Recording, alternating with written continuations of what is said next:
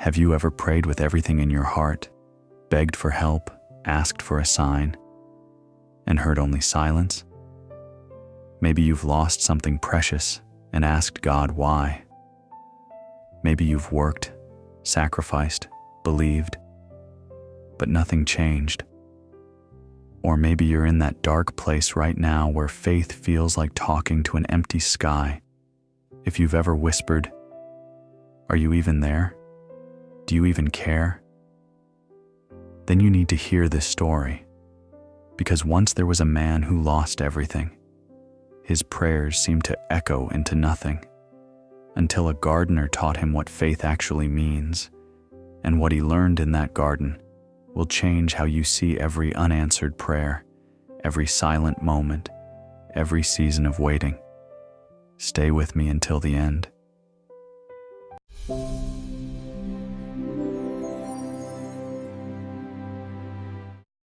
In a quiet village where everyone knew each other's joys and sorrows, there lived a 35-year-old man named James. James had always been a man of faith. He attended services every week. He helped his neighbors. He raised his children to believe in goodness. He thought that faith was a contract. If you're good, if you believe, if you pray, then God protects you. But life was about to teach him that faith is something entirely different. It began when his wife, Sarah, fell ill with a chronic condition that doctors struggled to diagnose. The tests were expensive. The treatments were ongoing. Week after week, the medical bills grew. James prayed every morning, "Please, heal her. We're doing everything right. Please don't let this get worse." But Sarah's condition didn't improve. The symptoms became more severe. The bills kept coming. Then, 6 months into Sarah's illness, the factory where James had worked for 12 years closed suddenly. The entire plant shut down. Just like that, his income disappeared. Now he had no job and mounting medical debt. James prayed harder, more desperately. "Please, I need work. My family depends on me. I'm trying my best. I believe in you. Why is this happening?" Days became weeks. Weeks became 2 months. No job came. His carefully saved money was almost gone. Then came the phone call that shattered him completely. His mother had passed away suddenly from a heart attack. He hadn't even known she was unwell. He didn't get to say goodbye. That night, James stood in his backyard under a cold, starless sky. His wife sick upstairs, his mother gone, his money nearly gone, his prayers seemingly unheard. He looked up at the darkness and said words he never thought he would say. "I've done everything right. I believed in you. I prayed. I trusted. But you abandoned me. Why do I still have faith when faith changes nothing?" He fell to his knees in the dirt, not in prayer, but in defeat. "I'm done," he whispered. "I can't believe anymore." But something inside him, maybe habit, maybe desperation, maybe the last ember of hope, made him wake up the next morning and walk to the old monastery at the edge of the village. If he was going to abandon faith, he wanted to tell someone who would understand why.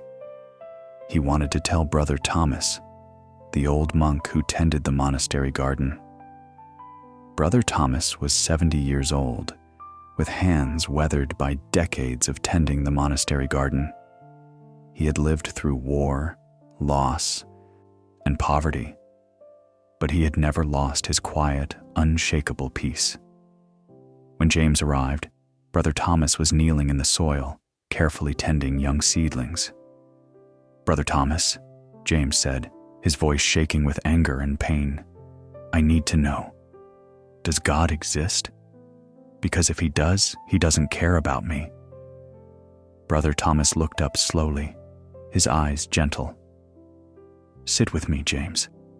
James collapsed on a wooden bench nearby, and everything poured out. Sarah's mysterious illness, The job he'd lost, the bills drowning him, his mother's sudden death, the prayers that went unanswered, the faith that felt like foolishness.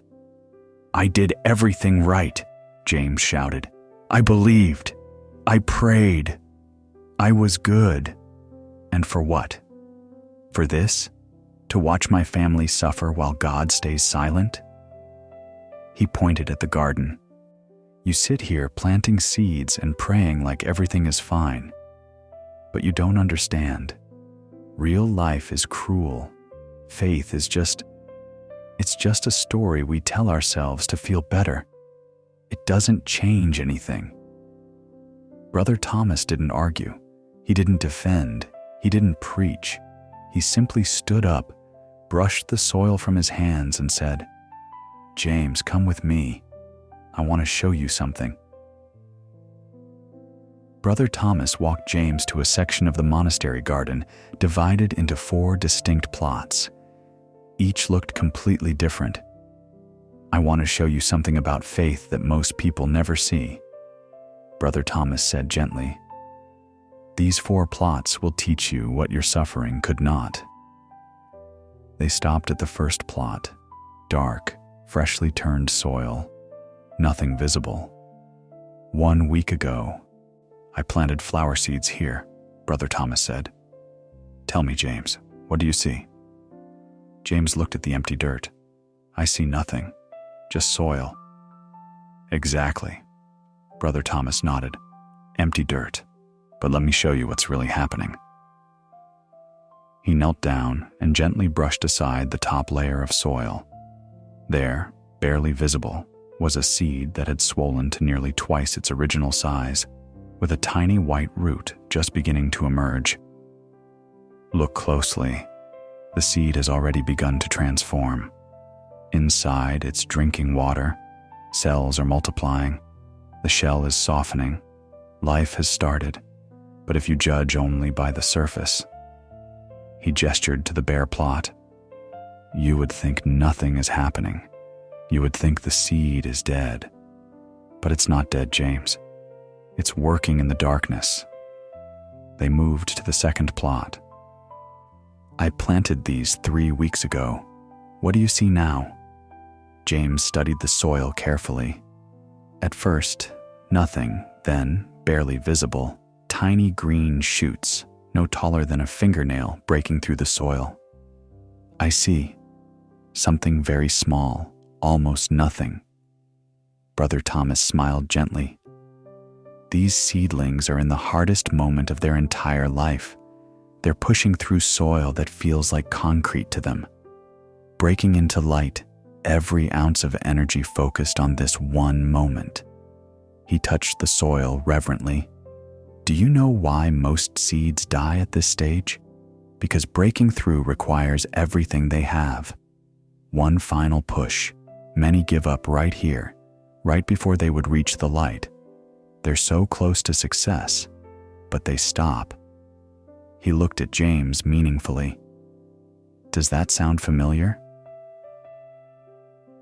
The third plot showed healthy young plants, vibrant green leaves, with tiny buds just beginning to form.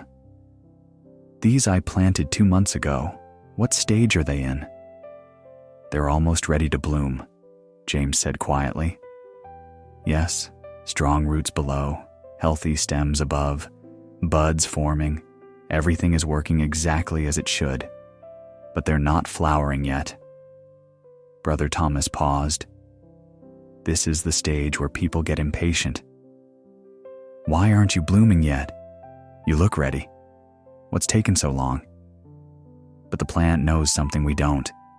Rushing the bloom makes weak flowers. The bud needs time to develop fully. "Not yet," it says, "soon, but not yet."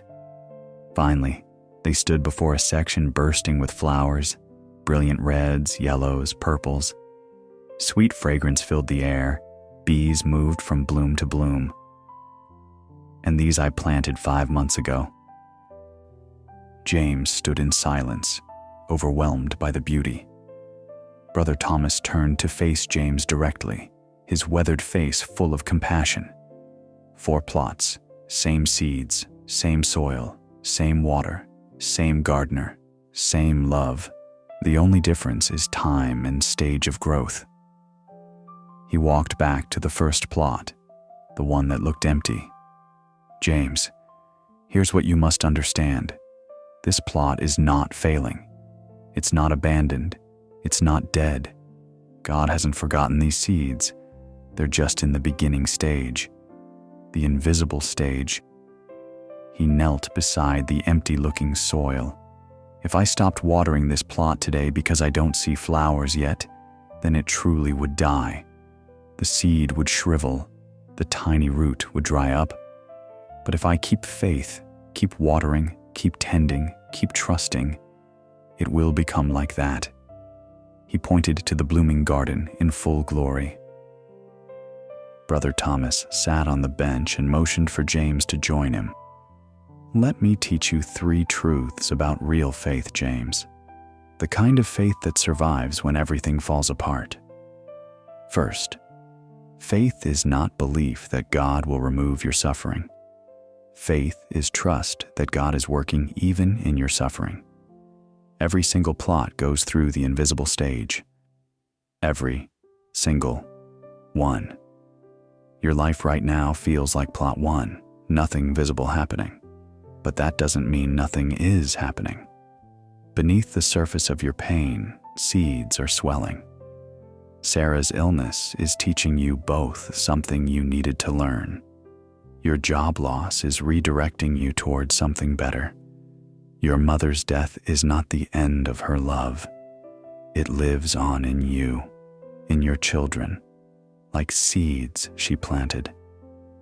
The seed doesn't curse the darkness of the soil. It uses the darkness to grow its first root. Your pain is not proof God abandoned you. It might be the very soil where your deepest growth is happening.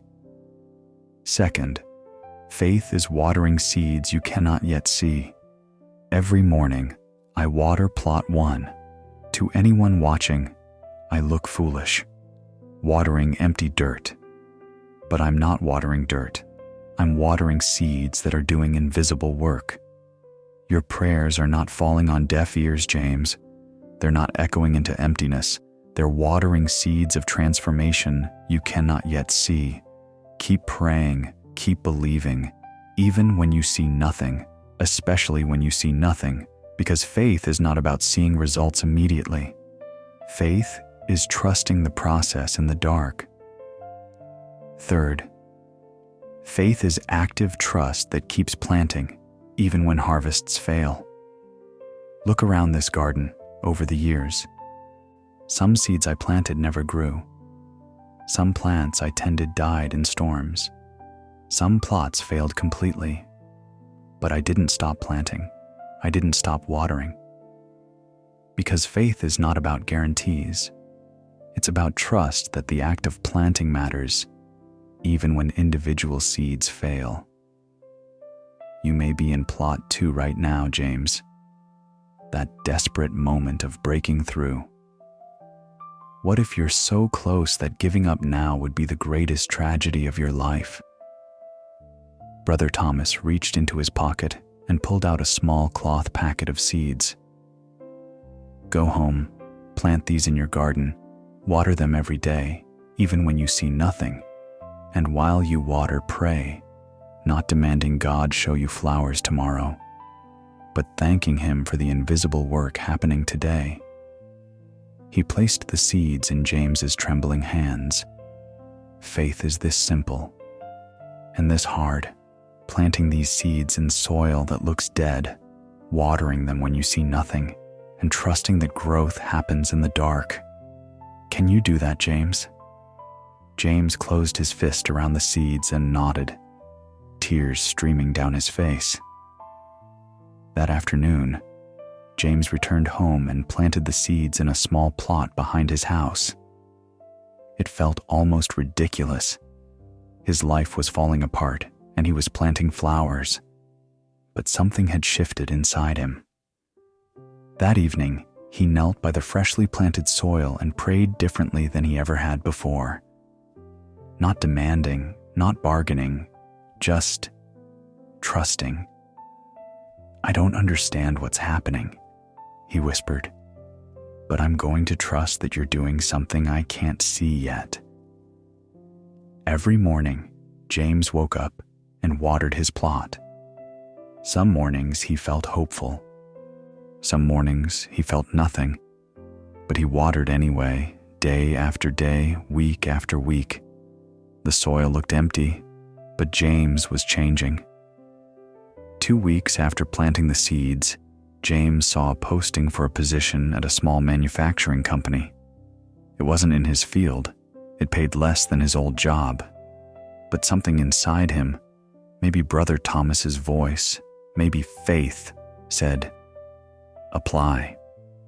He did. 3 days later, they offered him the job. It wasn't what he wanted, but it was something. A tiny green shoot, barely visible, breaking through the soil. Sarah's illness didn't disappear. The symptoms continued, but something unexpected happened. The crisis had forced James and Sarah to talk more deeply than they had in years. They appreciated small moments, holding hands, watching sunsets, laughing at small things. One evening, Sarah said, "James, I don't know why this is happening to us. I'm still scared, but I feel like we're becoming who we're meant to be through this. Does that make sense?" James thought of plot 1, where seeds were transforming in the darkness. "Yes," he said. "It makes perfect sense." James worked at his new job with quiet diligence. He didn't complain. He helped others. He showed up every day with integrity. His manager noticed. 4 months after James started, the manager called him in. James's heart sank. Was he being let go again? "James," the manager said, "I've been watching you, your attitude, your work ethic, how you treat people even when you're clearly going through something hard. We're expanding, and I'd like you to oversee the new production line.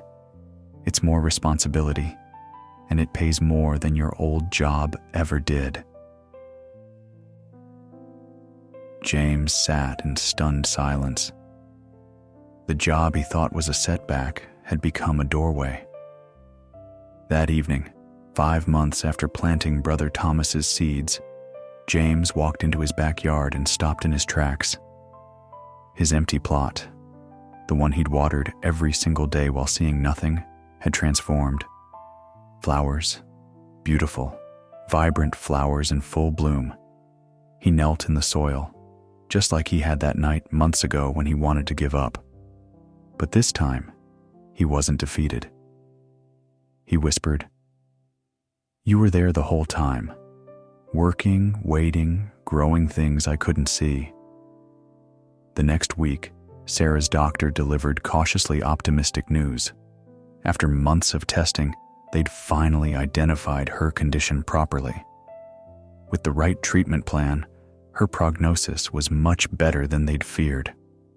"I can't promise it will be easy," the doctor said, "but there's real hope now."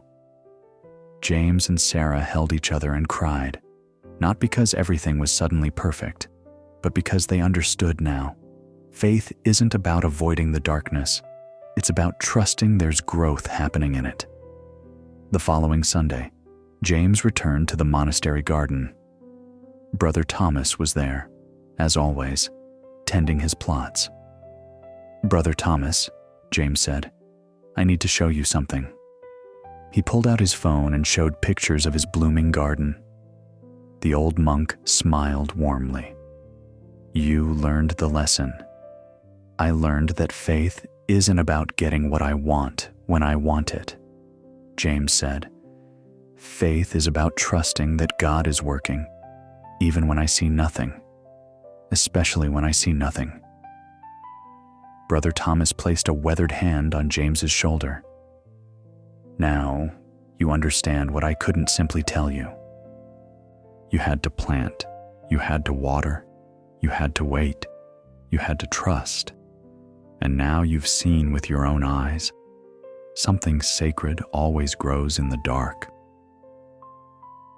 My friend, if you're in a season where your prayers feel unanswered, if you've watered seeds and seen nothing grow, if you're wondering whether God even hears you, listen carefully. Faith is not belief that God will give you what you want. Faith is trust that God is doing something beneath the surface that you cannot yet see. The seed in the soil looks dead, but it's not dead. It's transforming, building roots, drawing strength, preparing for the moment it breaks through into light. Remember 3 things. First, your pain is not proof of God's absence. It might be the soil of your deepest growth. Every garden goes through the invisible stage. You're not in the wrong place. You're in plot 1 or plot 2. Growth is happening.